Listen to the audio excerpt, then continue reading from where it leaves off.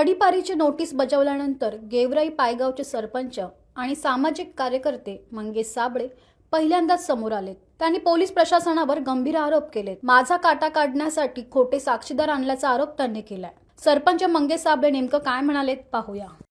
नमस्कार मित्रांनो, तडीपारीच्या नोटिसीनंतर सन्माननीय डीसीपी अतुलकर यांनी पत्रकारांशी बोलताना सांगितले की मंगेश साबळे हा कायदा पाळत नाही आणि त्याला तडीपार केल्याशिवाय आम्ही राहणार नाही।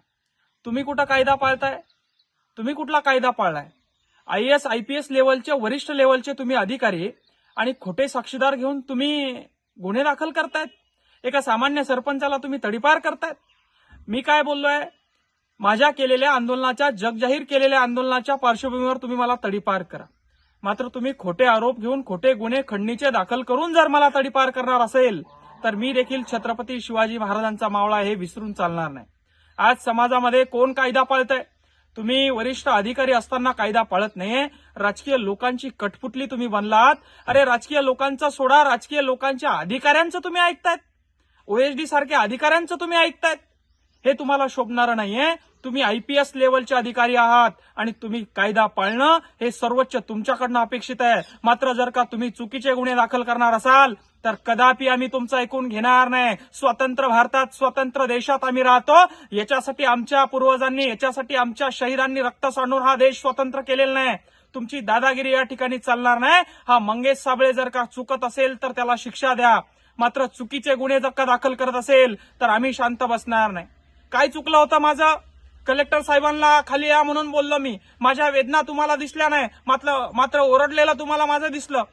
त्या CO मॅडमला मी गाडी अडवली, त्या CO मॅडमनी का माझ्यावर तक्रार दाखल केली नाही? CO मॅडमवर तुम्ही प्रेशर आणलं, कारण त्या CO मॅडमला माहित होतं की मंगेश साबळे जे बोलतोय ते खरं आहे। म्हणून एका रात्रीत 120 चेकवर सह्या करून, फाईलीवर सह्या करून सगळ्यांचे प्रश्न त्या मॅडमनी माझ्या एका आवाजावर सोडवले। आणि मग तुम्ही त्या CO मॅडमवर दबाव आणून गुन्हा दाखल 353 दाखल करा म्हणून सांगितलं, मात्र त्यांनी स्पष्ट नकार दिला। म्हणून तुम्ही तुमच्या त्या हवालदारावर प्रेशर आणून माझ्यावर गुन्हे दाखल केले। मग सामान्यासाठी आवाज आम्ही उचलायचा नाही का?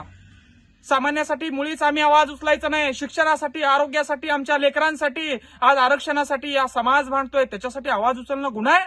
आंदोलन करणं हा गुन्हा आहे? मग आंदोलन करणं हा गुन्हा असेल तर संसदेत कायदा तयार करा, कायदा पारित करा।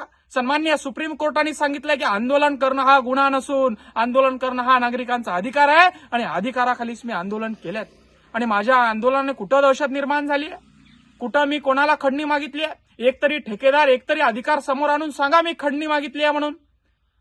तुम्हाला काही सापडत नाहीये। तुम्हाला राजकीय लोकांचं ऐकायचंय, तुम्हाला राजकीय नोकरदार वर्गाचं ऐकायचंय आणि आमच्यासारख्या प्रामाणिक काम करणाऱ्या शेतकऱ्याच्या पोरावर तुम्हाला तडीपारी दाखल करायची आहे। आम्ही तुमच्या डोळ्यात खुपतोय, आमच्यामुळे तुमचा भ्रष्टाचार बंद होतोय, आमच्यामुळे शहरात होणारे मर्डर, शहरात होणारे गुन्हेगारी, शहरात होणारे अवैध धंदे जगासमोर, जनतेसमोर येत आहे म्हणून तुमच्या डोळ्यात खुपतंय आणि म्हणून तुम्ही आमचाच काटा काढायला निघले। पण लक्षात ठेवा, एका मंगेश साबळेला संपवणार तर या महाराष्ट्रामध्ये 14,000 मंगेश साबळे या ग्रामपंचायतच्या सरपंचाच्या निमित्तानं मी उभे करणार। मी दजावणार नाही। मी छत्रपती शिवाजी महाराजांचा, डॉक्टर बाबासाहेब आंबेडकर यांना वाचलेला मावळा आहे।